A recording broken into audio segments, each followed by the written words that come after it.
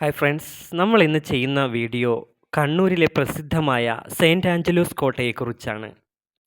കണ്ണൂരിൽ അറബിക്കടലിനെ അഭിമുഖീകരിച്ച് സ്ഥിതി ചെയ്യുന്ന ഈ കോട്ട കണ്ണൂർ കോട്ട എന്നും അറിയപ്പെടുന്നു. ഇന്ത്യയിലെ ആദ്യത്തെ പോർച്ചുഗീസ് വൈസ്രോയിയായ ഫ്രാൻസിസ്കോ ദ അൽമീദ 1505 ചെങ്കല്ലിൽ ത്രികോണാകൃതിയിലുള്ള ഈ കോട്ട പണിതത്. പിന്നീട് ഡച്ചുകാരും അറക്കൽ രാജവംശവും ബ്രിട്ടീഷുകാരും ഇതിൻ്റെ അധികാരം കൈവശപ്പെടുത്തിയിരുന്നു. നിലവിൽ ഇത് ആർക്കിയോളജിക്കൽ സർവേ ഓഫ് ഇന്ത്യയുടെ സംരക്ഷണയിലാണ്. കോട്ടയിലേക്കുള്ള പ്രവേശന കവാടമാണിത്.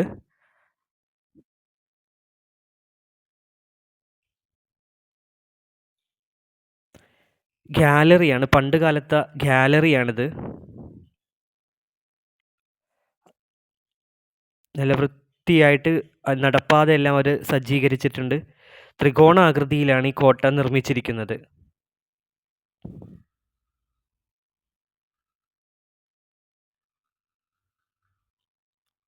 ജയിലുകൾക്ക് സമാനമായിട്ടുള്ള കെട്ടിടങ്ങളും ഉണ്ട് ഇവിടെ. എല്ലാം നിർമ്മിച്ചിരിക്കുന്നത് ചെങ്കല്ലിലാണ് നിർമ്മിച്ചിരിക്കുന്നത്.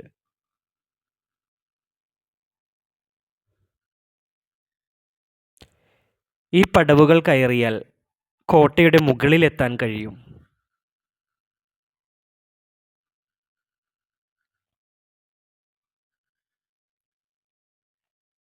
ജയിലുകൾക്ക് സമാനമായ കെട്ടിടങ്ങളുടെ മുകൾ ഭാഗമാണിത്.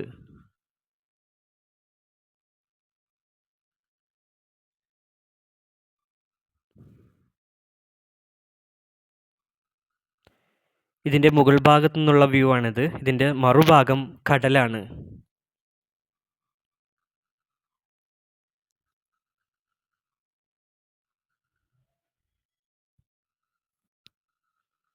ഒത്തിരി സഞ്ചാരികളും എല്ലാം കാണാനായിട്ട് ഇവിടെ വരുന്നുണ്ട്.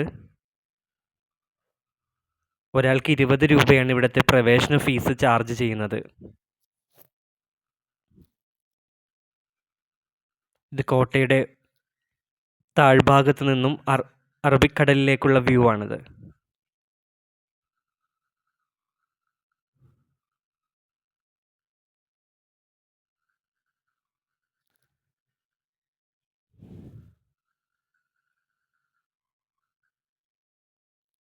ആർത്തിരമ്പുന്ന കടലിനോട് ചേർന്നാണ് ഈ കോട്ട സ്ഥിതി ചെയ്യുന്നത്.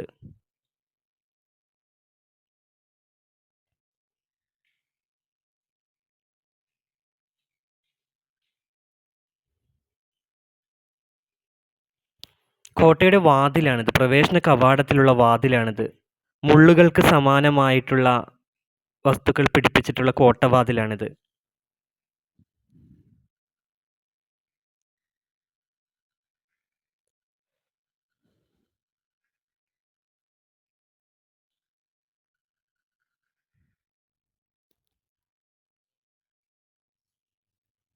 കണ്ണൂരിൽ ചെല്ലുമ്പോൾ നിർബന്ധമായും കണ്ടിരിക്കേണ്ട ഒരു കാര്യമാണ് ഈ കണ്ണൂർ കോട്ട.